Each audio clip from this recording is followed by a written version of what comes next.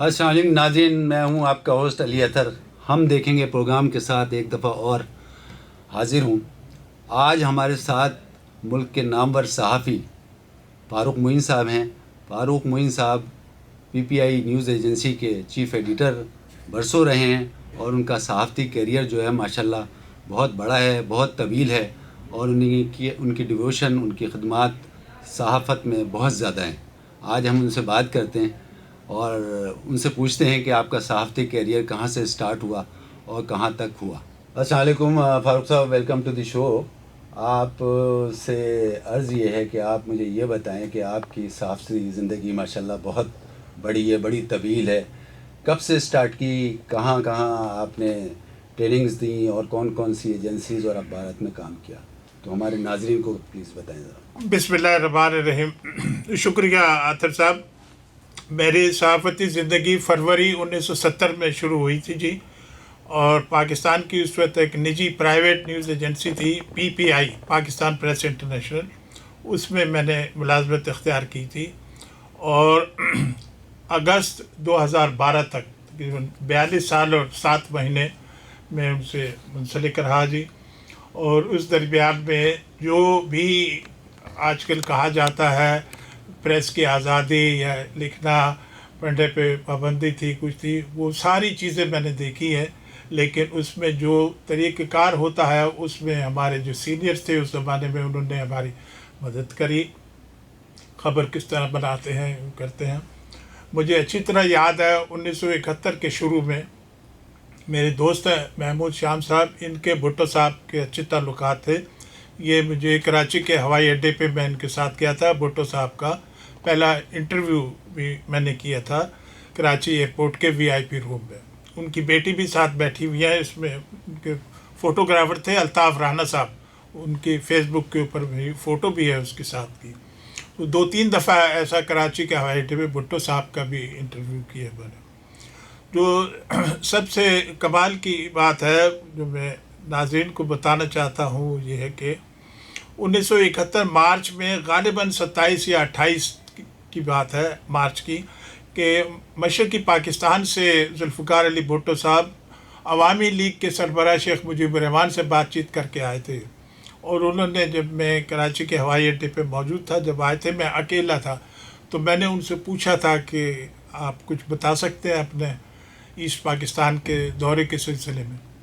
تو اس میں انہوں نے زبانی یہ بولا تھا، thanks God Pakistan has been saved. تو میں نے کہا سر انگریزی میں کہ یہی میں لکھوں جی؟ انہوں نے کہا جی جی۔ تو اس کا مطلب یہ ہے کہ انہوں نے فوج کا جو ایکشن ہوا تھا مشرقی پاکستان میں اس کو سپورٹ کیا تھا انہوں نے۔ تو یہ چھوٹی سی خبر میری پاکستان کے انگریزی اور اردو اخباروں میں فرنٹ پیج پہ چھپی تھی جی۔ تو اس میں جو بھی اس میں تقریباً 15 گھنٹے 16 گھنٹے 17 گھنٹے روزانہ میں یہ کام کرتا تھا، اس لیے کہ میں صحافت کا وہ رموز دیکھ لوں کہ کس طرح نیوز ایجنسی کی پاکستان کے اخبارات میں شروعات میں 2 سال مشرقی پاکستان کے اخباروں میں بھی اور مغربی پاکستان کے اخباروں میں بھی خبر چھپتی ہے۔ اس کی وجہ سے 1978 مارچ یا اپریل کی بات ہے، میرے نیوز ایجنسی کے مالک تھے معظم علی صاحب، انہوں نے مجھے بتایا کہ میں جو ہے لنڈن میں آپ کو پی پی آئی نیوز ایجنسی کا نمائندہ خصوصی بنا رہا ہوں، آپ تیاری کریں، پاسپورٹ بنوائیں، اپنا ویزا لگوائیں اور آپ لندن آ جائیں۔ جولائی 1978 میں لندن چلا گیا، وہاں 3 سال 1 مہینے میں پی پی آئی کا نمائندہ خصوصی رہا ہوں جی۔ اس سے پہلے مئی 1976 میں جو ہے اسلامی ملکوں کے وزرائے خارجہ کا اجلاس ہوا تھا ترکی کے شہر استنبول میں وہاں بھی اس میں گیا تھا کرنے کے لیے۔ ثبوت کے طور پہ جو میں نے کوریج کی اس کی پاکستان کے سب اخباروں میں، خالی کراچی نہیں پورے مغربی پاکستان میں، جو بعد میں پاکستان بن گیا دسمبر 1971 میں، جو سانحہ ہوا مشرقی پاکستان میں، تو یہ خبریں تھیں۔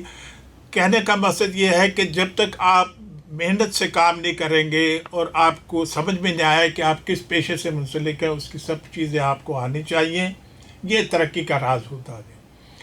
تو 1981 میں واپس آیا جی، यहाँ कराची में, اور جو بھی صدر پاکستان اور وزیر اعظم کا دورہ ہوتا تھا اس میں جو ہے وہ مجھے بھیجتے تھے، اور وہ انفارمیشن منسٹری جو ہے اسلام آباد سے وہ بولتے تھے کہ جی ان کو بھیجے، یہ کوریج بہت اچھا تفصیل سے کرتے ہیں۔ 2 نیوز ایجنسی ہوتی تھی جی، APP اور PPI، اور سب پاکستان کے اردو انگریزی اخباروں میں، گجراتی اخبار بھی ہے، اس میں یہ خبریں چھپتے تھیں۔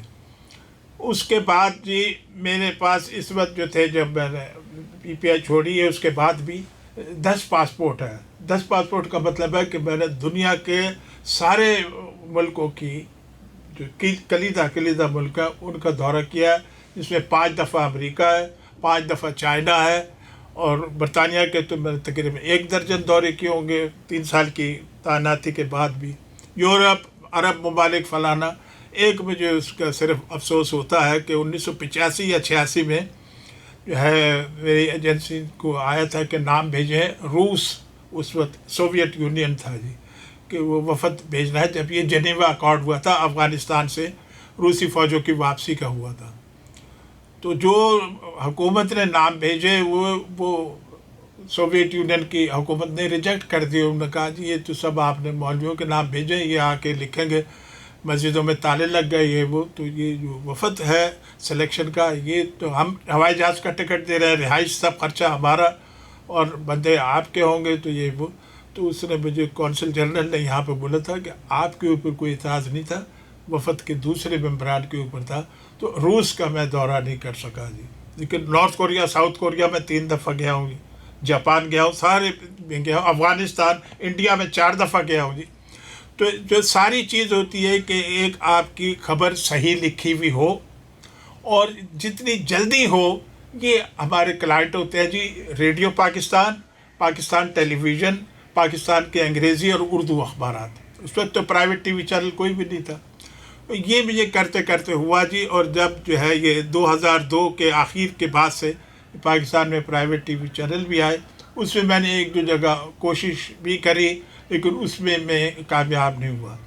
لیکن اس وقت سے 1999 یا سن 2000 کے بعد سے خلیج کے ملک ہے جی دبئی، وہاں سے ایک انگریزی کا اخبار نکلتا ہے خلیج ٹائمز، اس میں میں نے تقریباً 10 سال قریب جتنے پاکستان کے 23 مارچ 14 اگست کے سپلیمنٹ نکلتے تھے، اس میں پاکستان کے جتنے ٹاپ کے بینکرز ہیں، معیشت کے، فائنینس کے، ہر چیز کی، ڈیفنس کے، کسی چیز کے بھی کر لیں، اس کے انٹرویو جو ہے ہمارے 36 صفحے کا یا 40 صفحے کا سپلیمنٹ خلیج ٹائم ہر سال نکالتا تھا۔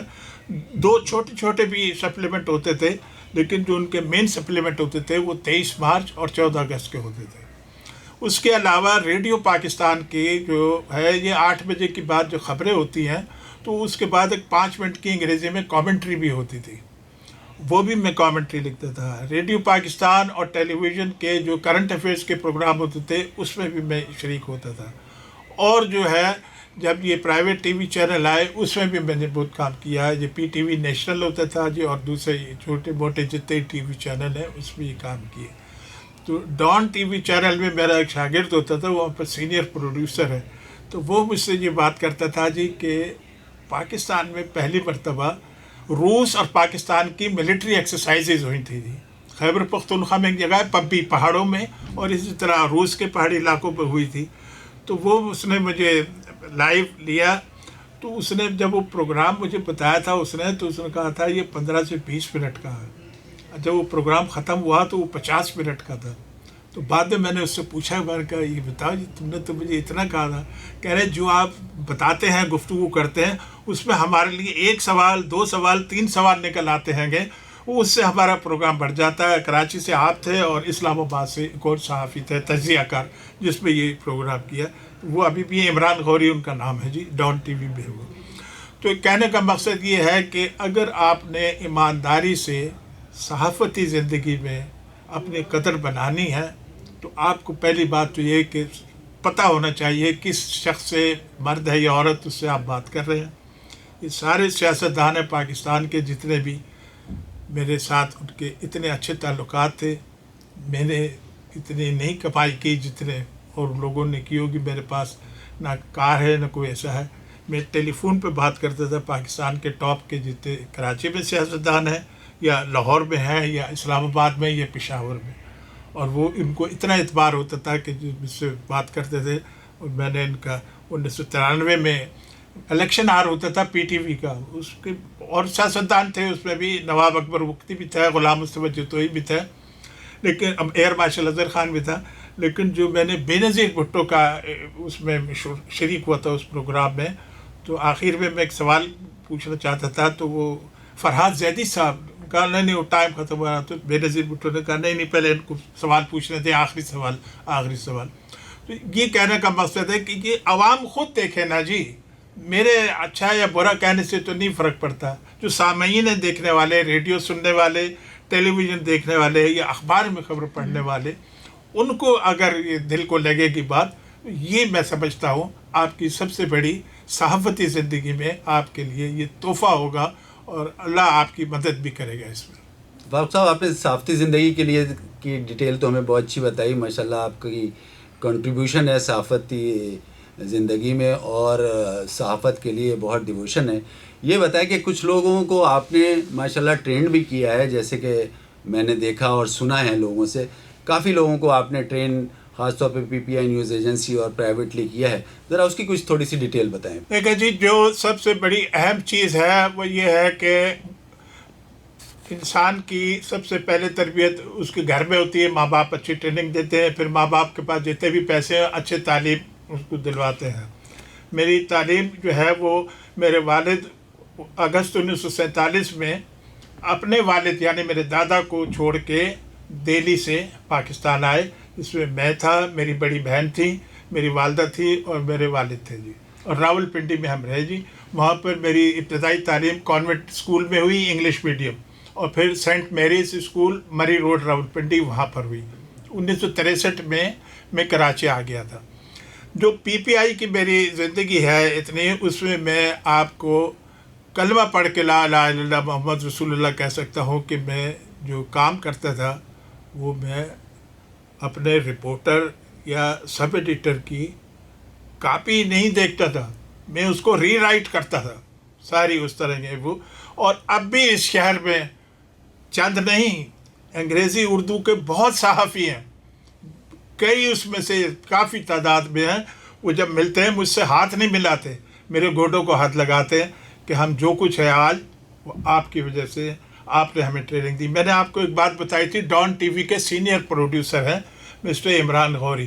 آپ ان کو کبھی پروگرام پہ لائیں اور آپ ان سے پوچھیں کہ وہ یہ ای میل پہ مجھے میسج دے کے لکھتے تھے whatever we I am today it is because of you mister Farooq بھائی. تو یہ ہمیں والدین کی تربیت اور ہمارے مذہب کی اور دنیا داری کی تعلیمات ہیں کہ جو کچھ آپ نے تجربے اور حاصل کیے ہیں اس کے اپنے جونیئرز کو، جو آپ کے کولیگز ہیں پی پی آئی نیوز ایجنسی میں، ان کو بھی ایسا تربیت دیں، ایسا سکھائیں تاکہ وہ پاکستان کے اچھے صحافی بن سکیں. تو یہ میں آپ کو بتا سکتا ہوں کہ راول پنڈی اسلام آباد میں بھی ہیں، کیونکہ میں 3 دفعہ وہاں پوسٹڈ رہا ہوں جی. 1973 کا آئین، 1985 کی مشہور 8ویں ترمیم ضیاء الحق والا، 1997 اور 2007 میں. تو وہ میں نے جو کیا کام، تو جو میں کرتا تھا تو یہ مہربانی کر کے یاد رکھیں میں سب ایڈیٹنگ نہیں کرتا تھا، ری رائٹ میں ان کی سٹوریز کرتا تھا. اور وہ کہتا تھا جی تسی ایسا کام کر دو نا، ایسا انٹرو بڑھایا نا کہ جا کے ٹھک کر کے ڈان اخبار لکھ دیے، مسلم اخبار لکھ دیے، جو بھی اس میں وہاں سے پاکستان ٹائم تھا. تو اس میں مجھے سکون اس لیے ملتا ہے کہ یہ اللہ کا بھی فرمان ہے، دنیا داری کا بھی فرمان ہے کہ آپ اپنا علم، اپنا تجربہ اپنے جونیئرز کے آگے کریں، اور اس سے صحافتی زندگی میں ان کو فائدہ ہوگا.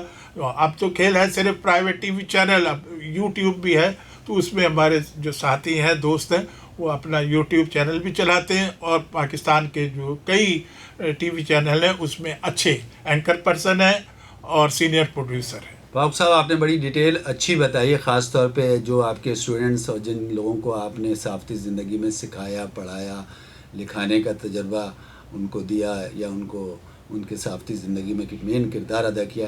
اب آپ سے ایک اور کوشچن میں کرتا ہوں، جو اس وقت حال ہے ہمارے پاکستان میں معیشت کا، اس سلسلے میں بتائیں، ایندھن کہاں پہنچ گیا، مہنگائی کہاں پہنچ گئی، یہ کیا ہو رہا ہے, یہ کیا ہوگا, مطلب پاکستان کس طریقے سے اس پہ اب اسٹیبلٹی آئے گی؟ لوگ بہت پریشان ہیں, پریشان حال ہیں, اور ان کا کوئی سمجھ میں نہیں آ رہا کہ کیا ہوگا معیشت کا. مہنگائی اس قدر زیادہ ہو گئی ہے, لوگ غریب سے غریب تر ہوتے جا رہے ہیں, بھوکے مر رہے ہیں. تو اس سلسلے میں تھوڑا سا بتائیں کہ اس کے پس پردہ کیا چیزیں چل رہی ہیں, یا اس کے پس پردہ اس کا ریزولوشن کیا ہے؟ شکریہ عاطف صاحب. کہ جو آپ کا سوال ہے اس کا جو مختصر جواب یہ ہے کہ سن 2022 یعنی موجودہ سال فروری کے آخر میں روس نے یوکرین کے اوپر حملہ کیا ہے جی. اس سے عالمی معیشت میں جو شدید دھچکا پہنچا ہے وہ ابھی ستمبر کے 15 تاریخ ہے آج. یہ بھی آپ نے دن منتخب کیا جس میں ہر 15 دن کے بعد پاکستان میں پٹرول کی قیمتیں بڑھتی ہیں.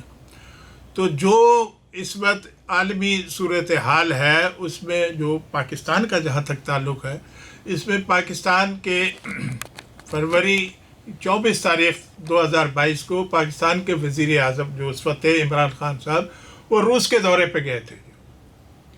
وہ کہتے ہیں مجھے نہیں پتہ تھا کہ اسی دن جو ہے میری ملاقات کے بعد روس کے صدر ولیڈیمیر پوٹن کے بعد وہ یوکرین کے اوپر حملہ کر دیں گے. لیکن عمران خان صاحب کے دورے کا مقصد تھا کہ روس سے سستا تیل اور گندم, اور 2 سال کے بعد 2.5 سال کے بعد جب پائپ لائن بنے گی تو گیس بھی لینے کی. پاکستان میں تو گیس کے ذخیرے ہے ہی نہیں, پھر جب تک غیر ملکی نہیں آئیں گے اس میں انویسٹمنٹ نہیں کریں گے تو گیس بھی نہیں ہوگی. بلوچستان میں تو اب اتنی گیس ہی نہیں ہے کہ پاکستان کی گیس کا میں اس لیے کہہ رہا ہوں کہ وہ پٹرول سے بہت کم قیمت ہوتی ہے گیس کی. تو ہماری معیشت کے لیے یہ چیلنجز ہے جی. تو اس میں موجودہ صورتحال میں تو جو ہے وہ حکومت ہماری ہر 15 دن کے بعد تیل کی قیمت بڑھا دیتی ہے. دوسرا یہ جو گھریلو صارفین ہیں ان کے جو میٹر جس میں لگے ہوئے ہیں, جو وابڈا اور کے الیکٹرک ہے, جو پیسے ہر مہینے بڑھاتی ہے, جو بل آتے ہیں, اس میں عام لوگوں کی تو سکت بھی نہیں رہا. کہ دیکھیں آپ کہ میں آپ کو بتاؤں, لیپ ٹاپ کے اوپر یوٹیوب چینل کے اوپر آپ دیکھ لیں عام آدمی شکایت کر رہے ہیں کہ ہمارا 10 یونٹ کا بل ہے اور 36,000 روپے ہمارا بل آیا. یہ کہاں کا انصاف ہے, کیسے ہے یہ؟ وزیر اعظم پاکستان شہباز شریف صاحب اعلان کرتے ہیں کہ عوام کو سہولت دوں گا میں, جو ہر مہینے فیول چارجز ایڈجسٹمنٹ, کہ جی تیل مہنگا ہوا, نیپرا کہتی ہے تیل کی کمپنی کو اتنے کا تھا, اتنے میں خریدا, جو بجلی پاور یونٹ بنانے والے ہیں وہ کہتے ہیں ڈفرینس ہو گیا یہ دے دو, وہ عوام سے لینا آپ نے. پاکستان کی صورتحال اس وقت یہ ہے کہ 50 ارب روپے سے زیادہ جو پرائیویٹ پاور یونٹ بنانے والے ہیں بجلی, ان کے بقایا جات ہیں. یہ اگست کی میں بات کر رہا ہوں, اب تو اور بھی بڑھ گئے ہوں گے. جب تک حکومت پاکستان غیر ملکی جو پاور پروڈیوسر ہے ان کے واجبات نہیں دے گی تو پاکستان میں مشکلات پیدا ہوں گی, بجلی نہیں ہوگی. بجلی کی قیمت جو ہے پاکستان کی وہ دنیا میں اس وقت سب سے زیادہ ہے جو گھریلو صارفین سے لیتے ہیں. میں یہ انڈسٹریل یا تجارتی لوگوں کی بات نہیں کرتا, میں تو عام آدمی کی بات کرتا ہوں. جتنی مہنگائی ہے وہ ہر چیز کی قیمت بڑھی ہے پیٹرول کی قیمت کے بعد. جو بجلی کے بل ہے وہ غریب عوام یا متوسط طبقے مڈل کلاس کے وہ کدھر سے ہر مہینے پیمنٹ کریں گے. تو جو اس وقت صورتحال ہے, جو پرائیویٹ ٹی وی چینل دیکھو یا ریگولر یوٹیوب کے چینل دیکھو, اس میں صرف یہی آنا جھوٹی خبریں. بات ہو گئی ہے, حکومت جا رہی ہے, تحریک انصاف آ رہی ہے, نون لیگ گٹی گٹی ہو گئی, پیپل پارٹی گٹی گٹی ہو گئی, اور کچھ نہیں. عوام کی تکالیف کے اوپر کوئی بات نہیں کرتا کہ عام آدمی کس طرح اپنا کریں گے. اس کے اوپر سے اللہ میاں ناراض ہو گیا. یہ جولائی کے مہینے سے 15-16 جولائی سے پاکستان میں شدید بارشیں شروع ہوئی ہیں جی. جو ہمارا خیبر پختونخوا اور ناردرن ایریا میں گلیشیئر ہے, اس میں بارشیں اتنی تیز ہوئیں, برف کے پہاڑ پگھلنا شروع ہو گئے, اور وہاں سے جو پانی چلتا ہے جی وہ تباہیاں مچاتا ہوا خیبر پختونخوا, صوبہ پنجاب, صوبہ سندھ. دوسرے ساؤتھ ویسٹرن ہمارا بلوچستان کا صوبہ ہے جی, ادھر بھی اسی طرح قیامت خیز بارشیں ہوئی ہیں جی. تو جو تباہی ہوئی ہے اس میں ہمارے لیے مشکلات ہیں کہ پاکستان میں گندم کی فصل کم ہو گئی ہے، چاول کی فصل کم ہو گئی ہے، کپاس کی فصل کم ہو گئی ہے، گنے کی فصل کم ہو گئی ہے. تو یہ عوام کے لیے کیسا تحفہ ہے؟ عوام کو اس سے کوئی دلچسپی نہیں ہے کون حکومت میں ہے کون حکومت کے باہر ہے. عوام کی یہ دلچسپی ہے کہ وہ ووٹ دیتے ہیں اپنی سیاسی جماعت کے حق میں جو وہ پسند کرتے ہیں، اور اس سے بھی ہے پاکستان میں جمہوری نظام ہے، پارلیمانی جمہوری نظام ہے، اس سے قومی اسمبلی ہے، سینٹ ہے، 4 صوبائی اسمبلی ہے. لیکن عوام کے لیے تو مشکلات ہیں اس جمہوریت میں. کیا ملا پاکستان کے عوام کو؟ اپریل کی 11 سے قومی اسمبلی میں ووٹ عدم اعتماد پیش کر کے تحریک انصاف اور اتحادیوں کی حکومت ختم ہوئی. اب یہ ہے جی 15 ستمبر 2022. عوام کو کیا ملا اس سے؟ عوام کو تو کچھ بھی نہیں ملا سوائے غربت کے. انتہا کو پہنچ رہی ہے پاکستان میں غربت، بے روزگاری انتہا کو پہنچ رہی ہے. آگے دیکھیں سورج کی کوئی روشنی ہے؟ کوئی روشنی نہیں ہے سامنے سورج کی کہ اکتوبر میں حالات بہتر ہو جائیں گے، نومبر میں بہتر ہو جائیں گے، دسمبر میں ہو جائیں گے. یہ ہماری قسمت ہے. اب ہم کیا کریں؟ جمہوری حکومت کی طرف دیکھیں؟ کس کی طرف دیکھیں؟ عوام کیا کریں؟ اور تو ان کے پاس کوئی چارہ کار نہیں. اس کا انجام یہ ہوتا ہے کہ لاقانونیت بڑھتی ہے، فراڈ کرپشن بڑھتی ہے، عوام کے لیے مزید مشکلات پیدا ہوتی ہیں. اور پاکستان کے اندر کیا کرے؟ جو موجودہ حکمران ہیں وہ کہتے ہیں ہمیں اگست 2023 تک جو ہے 5 سال پورے ہوں گے جب اس حکومت کے، جو 2018 جولائی میں انتخابات ہوئے تھے پاکستان میں. ہم تو جب انتخابات کرائیں گے. تحریک انصاف کے سربراہ عمران خان کہتے ہیں فوری الیکشن کراؤ، فوری الیکشن کراؤ. ابھی تو یہی نہیں پتا کہ صاف شفاف انتخابات پاکستان میں کب ہوں گے. عوام کے لیے کیا میسج ہے؟ میں سمجھتا ہوں کہ آپ کی مہربانی آپ نے یہ سوال پوچھا، لیکن عوام کی مشکلات میں کمی نہیں ہوگی اور مشکلات بڑھیں گی. تو فاروق صاحب کا کہنے کا مقصد یہ اس وقت ویسے تو 3 بحرانوں کا ہم شکار ہیں اس وقت. آپ کا ایک تو ہے سیلاب کا بحران، دوسرا معیشت کا بحران، تیسرا آپ کہتے ہیں سیاسی بحران بھی ہے. ان تینوں بحرانوں میں پاکستان اس وقت پھنسا ہوا ہے. تو اس کا کیا ہے حل؟ آخر یہ کہیں نکلیں گے خاص طور پہ معاشی بحران سے؟ اور پھر تھوڑا سا ایک اور چیز یہ مجھے بتائیے کہ سیلاب کے سلسلے میں جو ہمارے پاس امداد آ رہی ہے اس کا کوئی شفاف سلسلہ چل رہا ہے؟ وہ لوگوں تک پہنچ رہی ہے وہ امداد سیلاب زدہ لوگوں پہ جن کی مدد کے لیے تمام پاکستان سے باہر کے لوگوں نے جو یہ تمام امداد بھیجی ہے ان تک پہنچ رہی ہے یا نہیں پہنچ رہی ہے؟ دیکھیں جی، آپ کی مہربانی اطہر صاحب، میں ایک بات شروع میں یہ کہنا چاہتا ہوں کہ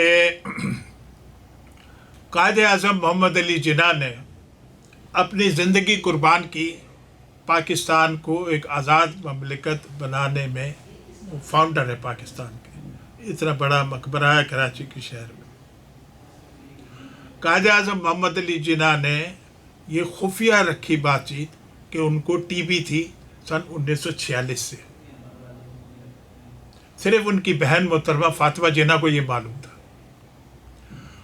اور کوئٹہ کے قریب جو شہر ہے وہاں انہوں نے زندگی کے آخری ہفتے یا چند ماہ گزارے. زیارت کی بات کر رہے ہیں آپ؟ زیارت. اور آپ مجھے بتائیے کہ ہم نے جس شخص نے یہ اپنے زندگی قربان کی، اس وقت تو اتنی میڈیکل سائنس ایڈوانس بھی نہیں تھی جس طرح انہوں نے ٹی بی چھپائی. یہ برطانوی وائسرائے لارڈ ماؤنٹ بیٹن نے لکھا ہے اگست 1947 کے بعد. اگر مجھے پتا ہوتا کہ قائد اعظم محمد علی جناح کو ٹی بی ہے تو میں بھارت کو تقسیم ہونے سے بچا لیتا. تقسیم نہیں ہونے دیتا میں بھارت کو. اب اتنی قربانی دے کے بابائے قوم قائد اعظم نے پاکستان حاصل کیا. اب جی 75 سال بھی ہو گیا. اب مجھے آپ بتائیے، ہم 75ویں سال 14 اگست اس سال کو ہوئے ہیں. اب کیا عوام کو میسج دے رہے؟ بھی جمہوری نظام ہے، عوام منتخب کرتے ہیں. اب یہ جو ہے 1973 یا 74 میں زلزلہ آیا تھا گلگت بلتستان میں، خیبر پختونخوا کا علاقہ وہاں پر. اس میں سعودی عرب کا جو بھی دنیا کے اسلامی اور غیر اسلامی ملک کا اتنی امداد دی تھی پاکستان کو کہ وہ خالی متاثرین کے لیے کافی نہیں تھی، پاکستان کی ترقی کے لیے بھی بہت کافی تھی. لیکن آج تک لوگ باگ شکایت کر رہے ہیں کہ جن لوگوں کو متاثر ہوئے تھے کچھ بھی نہیں ملا تھا. اب بھی یہ پوزیشن ہے. ایسے ملک اس وقت پاکستان میں آئے ہیں جس میں خصوصی طور پہ اقوام متحدہ کے سیکریٹری جنرل آئے 10 اور 11 ستمبر کو پاکستان. انہوں نے ساری تباہ کاریاں خود دیکھی ہے سیلاب سے کس طرح ہوئی ہے، اور عالمی برادری سے انہوں نے اپیل کی کہ ان کو مدد دے ہر قسم کی، جس میں یہ ڈینگی فیور مچھر کاٹتے ہیں جو وہ مچھردانیاں بھی چائنا نے دی، امریکہ نے دی، برطانیہ نے دی، اسلامی ملکوں نے خصوصی اپیلیں کی. امداد بالکل آ رہی ہے. یہ روزانہ ہماری وزارت خارجہ دیتی ہے کہ 96 جہاز اب تک آ چکے ہیں. کتنے ٹنوں اس میں امدادی سامان لے کر یہ کیش ڈالر اس کے علاوہ آ رہے ہیں، پاکستان میں پاؤنڈ بھی آ رہے ہیں. عوام کی تو یہی توقعات ہے کہ یہ جتنا پیسہ آ رہا ہے اور آئے گا وہ ایمانداری سے جتنے متاثرین ہیں ان کے اوپر خرچ ہو. اب آپ کہتے ہیں ہمارے پاس پیسے نہیں ہیں، 25,000 روپے ایک فی خاندان کو ملیں گے، اس میں جس کا گھر بھی تباہ ہو گیا اس کو پیسے بھی نہیں ہوں گے. 25,000 میں کون سا چھوٹا سا گھر گاؤں میں بن سکتا ہے؟ سارے مکانات تباہ ہو گئے. حکومت تو اس میں لگی ہوئی ہے اس شہر کو بچا لیں، اس شہر کو بچا لیں. یعنی صوبہ سندھ میں دادو، خیرپور، ناتن شاہ اور منچر لیک کا جس طرح ہے جی، کس طرح وہاں پر بڑا ایک 500 میگا واٹ کا پاور یونٹ ہے، اس کو بچانے کے لیے کس طرح کیا، اور دوسرے شہروں میں کیا. لیکن اس سے عوام کی جو غربت کا ماحول ہے یا بے روزگاری کا جو ہے وہ کتنی تکالیف ہے پاکستان کے عوام کے لیے. میں ایک صوبے کی بات نہیں کر رہا، چاروں صوبے گلگت بلتستان اور آزاد کشمیر، کہ اس کے لیے کیا کتنے جو ہمارے دوست ممالک ہیں اور غیر دوست ممالک. جی نیپال سے جہاز آیا ہے جی، کتنا غریب ملک ہے نیپال سے کراچی میں جہاز آیا ہے امدادی سامان لے کے. تو جتنی بھی ہے اس میں کوشش یہ کرنی چاہیے کہ جتنے لوگوں کے کچے مکان چھوٹے شہروں میں گاؤں میں تباہ ہوئے ہیں ان کے لیے ترجیحی بنیادوں کے اوپر بحالی کا کام ہونا چاہیے. اللہ سے پہلے تو دعا کریں کہ یہ پھر آیا ہے محکمہ موسمیات کا کل رات بیان الرٹ کا کہ یہ پھر بارشیں شروع ہو گئی ہیں مقبوضہ کشمیر میں بھی. تو جو دریائے راوی، دریائے جہلم، دریائے ستلج یہ مقبوضہ کشمیر سے پاکستان میں آتے ہیں. دریاؤں کا سیلابی صورتحال پھر پیدا ہو رہی ہے. تو یہ دعا کرے کہ ستمبر کا مہینہ ہے، 15 دن رہ گئے، یہ کیسے گزرتے ہیں ہمارے لیے.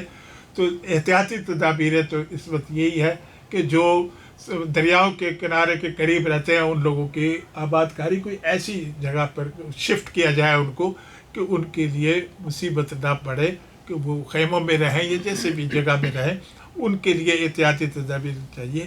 تو یہ اللہ سے پہلے دعا کرے کہ ہمارے گناہ معاف کر دے، کہ یہ بارشیں اور سیلابی ریلا جو ہے اس سے ہماری کچھ جان چھٹ جائے، تاکہ بحالی میں جتنی تباہ کاری ہوئی بحالی میں عوام کے لیے مشکلات میں آسانی پیدا ہو.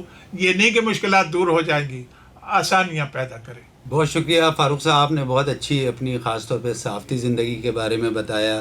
اس کے بعد آپ نے معیشت کی بحالی کے لیے ساری ڈیٹیل ہمارے ناظرین کو بتائی، اور تیسری جو ہے سیلاب زدگان کی بحالی کے لیے جو تجاویز دیں، اللہ کرے کہ گورنمنٹ اس پہ عمل کرے اور کسی طریقے سے بھی جتنے متاثرین ہیں وہ اپنے محفوظ مقامات پہ جلد سے جلد اپنے گھروں کو واپس جائیں. بہت شکریہ فاروق صاحب آپ کا، آپ نے ہمیں ٹائم دیا. انشاءاللہ پھر انشاءاللہ آپ سے دوسری نشست بھی ہوگی. بہت شکریہ اگین.